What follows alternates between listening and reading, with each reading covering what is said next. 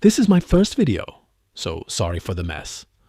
I just wanted to share this really cool DePIN project with you. This is the Squitter device. On the front, you can see the display, which shows real-time aircraft tracking data. It includes things like position, speed, altitude, direction, flight ID, origin and destination, and even the aircraft type.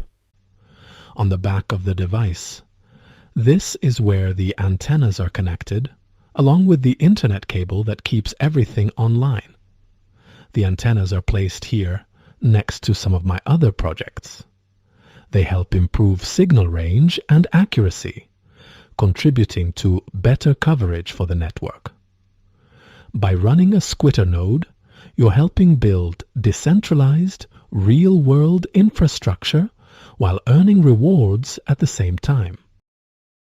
Thanks for watching and supporting decentralized projects like this. See you next time.